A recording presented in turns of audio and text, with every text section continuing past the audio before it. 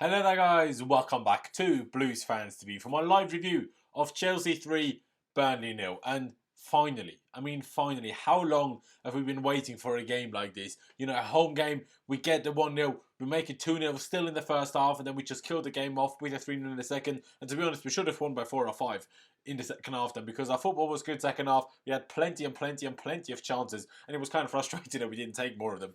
But overall, finally, we have a good reason to be happy after a home win against the, bottom half of the table team. Finally, it's been so long. I've been craving this kind of wins for so long. And to be honest, until we made it 1-0, we did struggle. It was like any other home game, any other game against Southampton, Bournemouth, West Ham. All of these games, it was pretty much the exact same. Even though the lineup today was very different, which I'm going to get to in a second. Of course, if you're new to Blues Fans TV, please be sure to subscribe. That would be massively appreciated. Make sure you hit the notification bell button so you don't miss any of our future videos. And also drop a like on this live stream if you're watching it right now, or on this video if you're watching it later on, if you're just happy that Chelsea managed to pick up the 3 points today. But yeah, Lampard did change it up slightly with the formation today. Why is my light flickering again? Don't really need that. He did start with a proper 4-3-3 today, even though it moved into a 4-2-3-1 and, very few times during the game. But it was a proper 4-3-3 today with one huge surprise. And of course, Kepa was in goal. Rudiger started. Actually, rather surprisingly, Christensen started with Rudiger, which I didn't see coming. But he did, and fair play, he was pretty good. Actually, Christensen again at right centre-back. Christensen seems to only be used at right centre-back. Well, now even Rudiger has moved. Because, previously Zuma had to move for Christensen. Now Rudiger had to move for Christensen, which is interesting. Reece James at, right back. Azpilicueta at left back, like I predicted yesterday. Jorginho at the base of the midfield three. Mount in front of him to his left. But then instead of Kovacic, N'Golo Kante, it was Ross Barkley. Now, first of all, N'Golo Kante picked up a hamstring injury in training yesterday, presumably after the press conference, hence why he wasn't involved today. Who knows whether he would have played or not. But the fact that Ross Barkley played over Mateo Kovacic really surprised me, kind of annoyed me to an extent. But fair play, as much as I criticise Ross Barkley, credit where credit's due. He was solid today. He was very solid today. I'm not going to say he was good, because he wasn't good. He didn't do anything that Kovacic couldn't have done, in my opinion. But at least he wasn't bad, which is a long time since I could last say that about Ross Barkley. So fair play to him. No criticism for Ross Barkley today at all.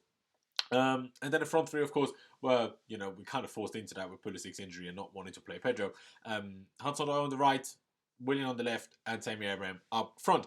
And yeah, the start of the game, we did struggle a little bit. Burnley did try to take Jorginho out of the game with Hendricks, which is, especially when having Kovacic in the side rather than Ross Barkley, would have helped a lot, because then Jorginho always has the option of the quick 1-2. So we did kind of struggle with that until Willian listened to me. And I listened to my girlfriend who said this to me, and I was like, that's a fair point. If you watched my video yesterday, I went in so much depth about, basically, we just need to try and win more penalties. We just need to try and win more penalties. Just get into the box. Our wingers need to get into the box, be more direct, not dive, but just go for it. So many times they turn around too quickly and just pass it backwards or just cut back. And just go for it sometimes. And when you're struggling, a penalty could be exactly what you need. And that's pretty much what happened today. We were struggling. Burnley actually scored from an offside, from a free kick that ended up being offside. But, that much. Literally that much, thanks to VAR. To be fair, the liner gave it already. But who knows whether he would have given it, when he's in a situation of he doesn't have VAR as backup. But Reece James gave away a silly free kick. The only bad thing Reece James did all game, really. And then Ben Mee got on the end of the cross, headed it across to Hendricks, who then tapped it in, but Ben Mee was a tiny bit offside. But anyway, getting back to Willian winning the penalty in the, what minute was it?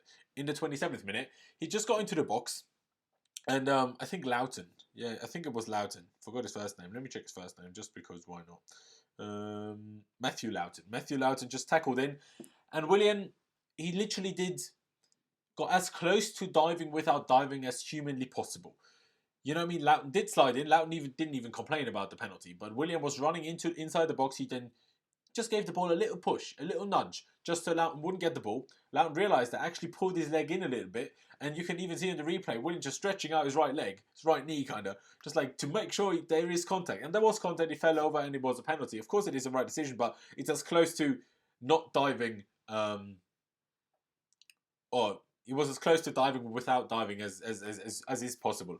And of course, Jorginho stepped up and took the penalty, as he does expertly with his little jump in there, which I'm big fan of that little jump.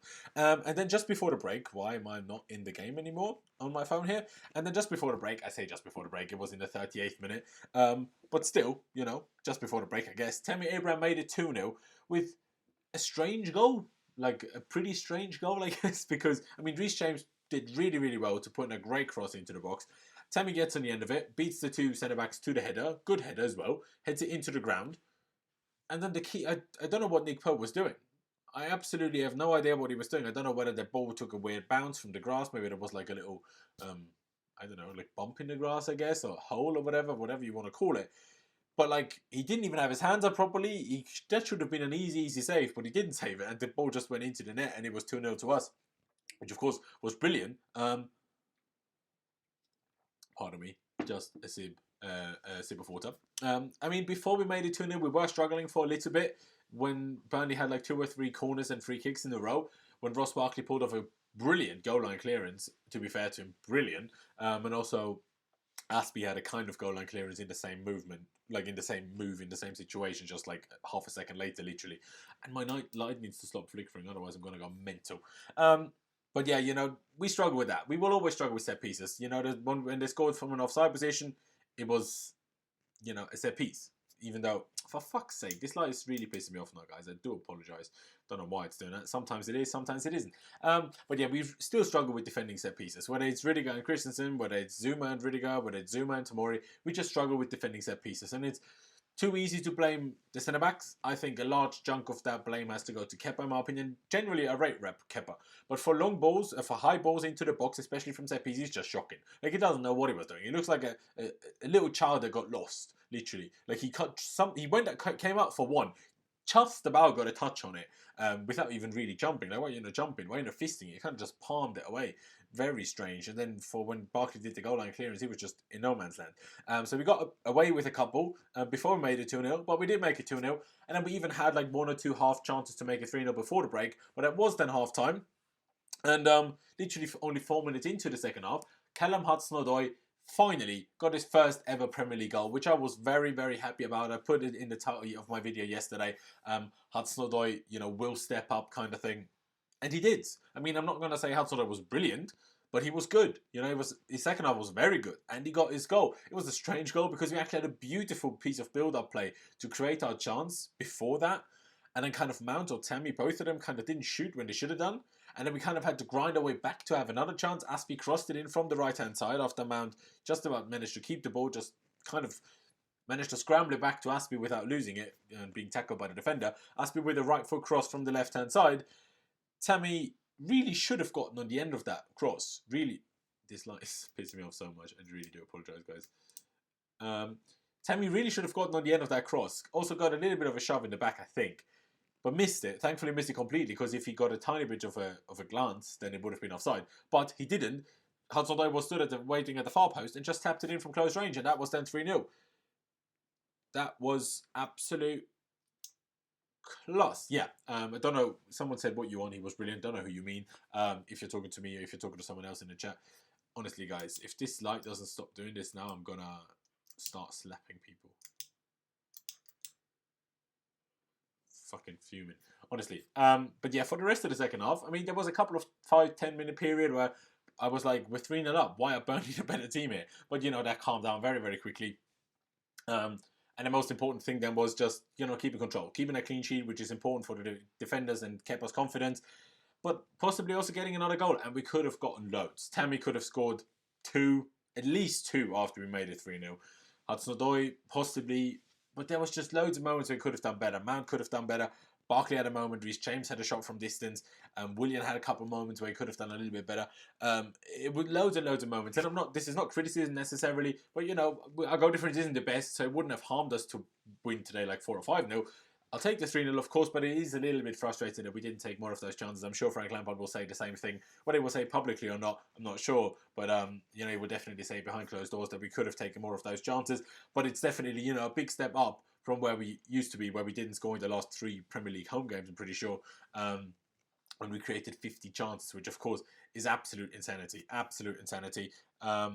But yeah, guys, by the way, if you if you're wondering why I'm not responding to the chat, basically, I will talk about what's happening in the chat after I'm kind of done talking through the game myself. But yeah, I mean, other than that, Burnley had one kind of half moment in the second half, but nothing really. We defended it well. They were also 3-0 down at Stamford Bridge. They knew nothing much was going to happen for them, let's be honest. We didn't take our chances, but still played well. And, there was some beautiful football in there at times, some really, really lovely football, some passing play. The runs were there finally. The movement was there.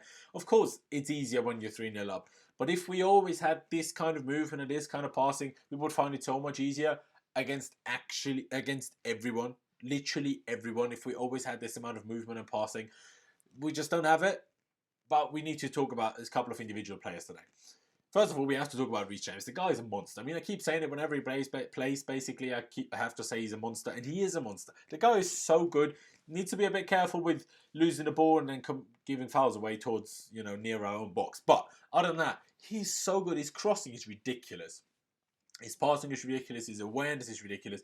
His pace is really, his pace is really, really good. His strength is impressive. Like, it just keeps on improving and it just keeps on impressing me, and it's in a Premier League game as well. He was so crucial, in my opinion, a man of the match. If you click the I button up there, I put a poll of who you can choose for your man of the match, and he's just brilliant. Like, he's just so good. And with Hudson-Odoi, they have a bit of a connection there as well. Obviously, similar age, so they know each other from the youth, the youth teams as well. They've played together before, and it really is the right wing, the right flank, the right hand side, whatever you want to call it, of dreams. It was in the first half against Forest, but that was only Forest. Don't know what's over my throat now. But it was only Forest. Now it was a Premier League opponent, and they were the two shining men. I think, even though Willian had a good performance, especially in the first half, I thought Willian was one of our best players. When Hudson-Odoi was a bit quiet. Hudson-Odoi did the simple things right in the first half.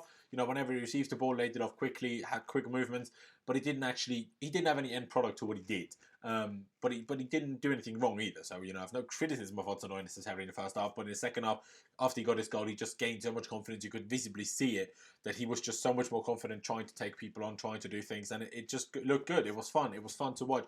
Christensen, I also have to praise is maybe the wrong word, because, could have done a little bit better on a couple of occasions. For example, when we conceded from the offside moment, he lost that header. But really, does it matter? No. He won more duels than anyone else on the pitch today. He went into more aerial battles than anyone else on the pitch today. And he was good. Burnley didn't score. He kept a clean sheet. Rudiger next to him did well as well. I can only give him credit. I can only give him credit. Fair play. I'm not sure whether that gets Christensen back into the side regularly now. But, them two did well today. Aspie did well at left back, even got an assist. Was very, very happy with him, to be honest. Jorginho was brilliant. He struggled a little bit early in the first half when they tried to take him out of the game. But after that, he just bossed it, took the penalty expertly, as he does, with his absolute balls of steel, of course. Mentioned Ross Barkley. Fair play to him. Now, the Ross Barkley and Mason Mount are two difficult ones. I thought Ross Barkley was overall better than Mount, but they both had good things and bad things. Even though I was going to say Mount worked harder and ran more, that kind of thing, literally just before I went live, I saw that Ross Barkley ran the most out of any player on the pitch today, and also had the highest average speed of any player on the pitch today. So maybe I'm wrong in that sense as well. But what I'm trying to say is Mount got himself involved in slightly more forward positions, but then kind of messed his touch up too many times.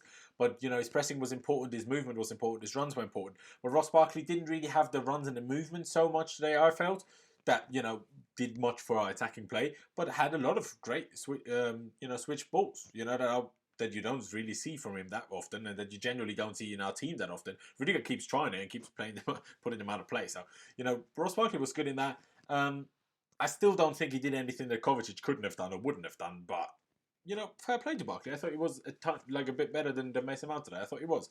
And as much as I criticise Barkley at times, I have to give credit where credit is due. Willian, I thought, had a good first half, slowed down a little bit in the second half, but won us a huge penalty. Like, if anyone says, that Willian wasn't good enough today, you need to really think about how important that penalty was. If you don't get the penalty, if we don't make it 1-0, this game could end completely different, could end exactly like the Bournemouth game. We can't score, and then we concede a late goal, and we lose another game at home. Instead, we won 3-0, and winning that penalty as smartly as he did was vital to that. Absolutely vital. Temi took his goal really well, even though helped by the keeper. Should have scored another one, if not two, if not three.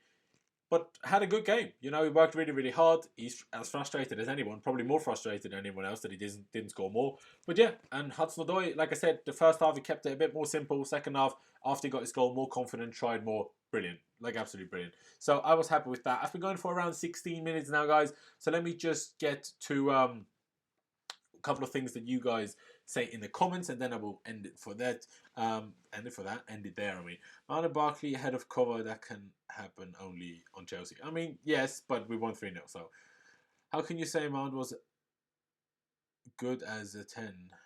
How many goals is he? Yeah, I don't know whether you are talking to me, Michael Miller, or not. Don't know. I never said that.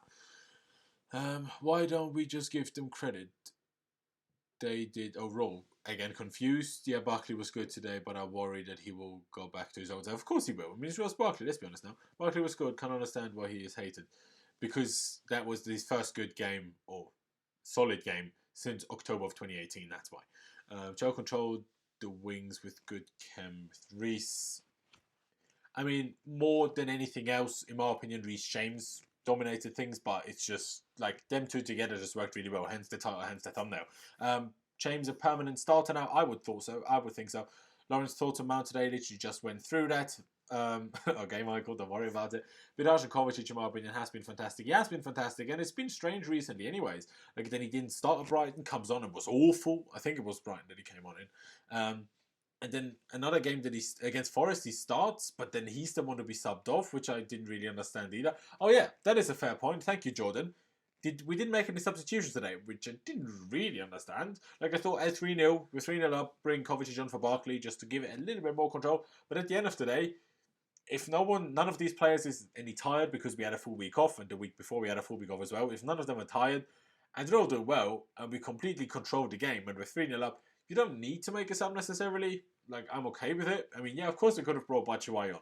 Yeah, of course we could have brought Kovacic on. Even Pedro. You know, of course we could have done all of those things. But really, it wasn't necessary. So, to be honest, I don't have much to say on that. If you win 3-0 and none of the players look particularly tired or, you know, close to injury, I'm okay with that. You know, I'm okay with that. But guys, I think I'm going to leave it here. Thank all of you guys for watching. I really do appreciate every single one of you that has tuned in. Like I said in the beginning, please be sure to subscribe to Blues Fans TV if you haven't already. Make sure you hit the notification bell button so you don't miss any of your future videos. Drop a like if you enjoyed this live stream, or, you know, drop a like if you enjoyed this video. If you're watching it at a later point, thank you guys for watching. Really do appreciate all of you guys that tuned in, like I just said. But yeah, that's it from me. Up to Chelsea, and I'll see you when I see you.